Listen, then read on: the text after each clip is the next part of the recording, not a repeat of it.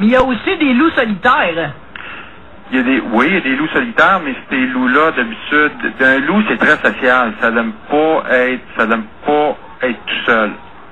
Parce que le loup, ça a une vie sociale quand même très structurée, hein, comme on sait bien. Même que l'organisation sociale des loups est tout souvent pris comme modèle. Quand on veut nous montrer comment élever un chien, il nous explique toujours, en fait, qu'il faut que le chien se sente au sein de la famille comme dans une meute de loups. Mm-hmm. Il faut qu'il trouve sa place, en fin de compte. Oui, parce que d'origine, les chiens domestiques, ils viennent tous du loup. C'est ce qu'ils disent, mais des fois, je regarde les caniches, là, puis je me demande en maudit comment ça a fait de se rendre là. Les caniches puis les shih tzus. Les shih tzus. Mais en tout cas, la version n'a jamais changé, là. Tous les chiens sont encore supposés devenir du loup. J'ai une bonne question. Qui a le plus peur de l'autre, le loup ou l'homme? Le loup a peur de l'homme. Ah ouais, parce que j'ai toujours eu dans l'idée, tu sais, souvent, en plus, la religion le dépeint là, comme le côté sombre de l'homme. Hein. C'est comme si le loup, c'était la bête ultime. Là. Mm-hmm. C'était vraiment un méchant. Même, on a, je sais pas combien de fois, essayé de l'exterminer dans l'histoire. Ils n'en sont jamais venus à bout. Mais finalement, un loup, ça a quand même peur de nous autres. Le loup a toujours eu peur de l'homme. C'est toutes des mythes, ça. Puis là, ils sont en train... Ça fait longtemps que ça a été démystifié, le loup. Mais le loup, en général, a peur de l'homme. J'ai eu des loups, moi, qui sont approchés de moi, là, dans une cabane en bois que j'étais assis dedans. Ils ont passé à 5-6 pieds de moi. Puis ils m'ont juste regardé puis ils ont continué. Où ils vont se sauver? Parce que c'est un comportement que j'identifierais plus aux coyotes. Pour avoir déjà vécu dans l'Ouest, les coyotes, c'est quand même pas trop sauvage. Même que, je sais pas, ceux dans l'Ouest ont l'air encore moins farouches, là. T'es vois sur le trottoir, tu sais, ils se promènent en ville. Mais les loups, j'aurais toujours pensé que c'est quelque chose qui sauvait nous autres. Oui, actuellement, les loups, premièrement, ils se tiennent loin du monde. C'est pour ça qu'on n'en voit pas beaucoup. OK? Ce qui est arrivé, puis je vais vous donner une petite historique un petit peu du coyote, parce qu'il y a plusieurs personnes se demandent où c'est que ça arrive, puis pourquoi que c'est arrivé au Canada, puis où c'est que ça arrive. Bon, le coyote, ils disent tout que ça arrive probablement tout du sud-ouest des États-Unis, puis même du Mexique. Ce qui est arrivé, c'est que quand on a colonisé les Amériques, c'est-à-dire les États-Unis puis le Canada, le loup était très présent. Fait qu'est-ce que l'homme a fait? On avait peur du loup, il s'attaquait à nos chèvres, à nos vaches. Il était en concurrence, hein? Ça a toujours été ça l'histoire, là. C'est sûr. Fait que là, qu'est-ce qui est arrivé? Ils ont exterminé le loup. Hein? Fait que le loup est exterminé en grande quantité, là, dans les années 1800 au Canada. Fait que là, il s'est ramassé avec un grand territoire vide. Plus de loup, plus rien. Fait que là, un coyote, là, c'est très opportuniste. Fait que, ils ont commencé à rentrer. Il n'y a pas de loup ici. Fait qu'ils ont commencé à rentrer, puis c'est comme ça qu'ils se sont répartis. C'est un peu charognard. C'est moins, tu sais, je dirais, c'est plus charognard que prédateur, un coyote, on dirait. Mais un coyote, oui, c'est charognard. Mais par contre, leur nourriture principale aux coyotes, c'est les souris. Avez-vous déjà vu un coyote travailler dans un champ? Non.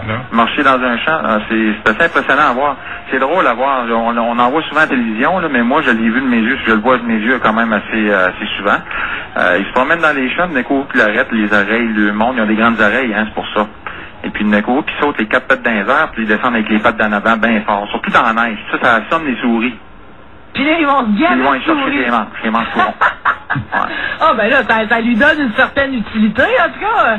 Le coyote, oui, contrôle très bien les populations de souris. Bon, mais le loup avait quand même son utilité si on l'a laissé se réimplanter, puis même qu'en Europe, on l'a recolonisé. Ça veut dire que c'est quoi sa place, lui, dans l'échelle alimentaire, le loup?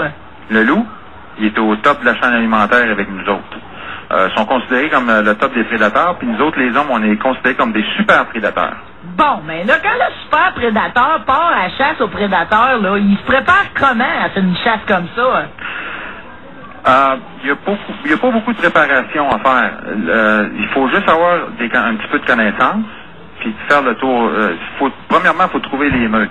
Hein? Puis je sais qu'au Québec, c'est un petit peu plus difficile, c'était vraiment un petit peu plus au nord. Là. Je sais qu'ils s'en retrouvent, mais ils en ont trappé quelques-uns, je crois, dans dans le coin de Sherbrooke, juste en dehors de là. Puis, tu pas, ça arrive sud qui en ont... Je pense qu'il y en aurait un qui aurait été vu dans le coin de Montmagny, là, mais là, je sais pas trop ça, mais effectivement, les apparitions sont plutôt rares dans le sud. OK. Mais comment qu'un gars se prépare? Au Québec, c'est un petit peu plus difficile. Il faut vraiment que tu ailles au nord. Mais mettons, Dominique Imbeau part à la chasse au loup ou au coyote. Dans ses bagages, il apporte. OK. Dans son bagage, il apporte sa carabine. J'espère, hein, parce que là, on va être la triste si rendu là, il l'a oublié. Puis il apporte sa fille s'il est capable. Ah, hey, wow! Quel âge qu'elle a, sa fille? Ben, j'ai deux filles, 11 ans puis 9 ans. Mais ma plus vieille, elle aime bien ça me suivre. OK. Puis elle aime ça le serrer aussi, mais en tout cas. Comment je me prépare? Bon, ben moi, premièrement, ça prend du linge qui est camouflage. Surtout l'hiver, ben ça prend du linge blanc. Hein? Même si c'est du linge blanc solide, c'est pas grave. Mais ça prend un linge blanc qui reflètera pas non plus le soleil. Parce que du linge blanc, ben souvent, c'est plus blanc que la neige.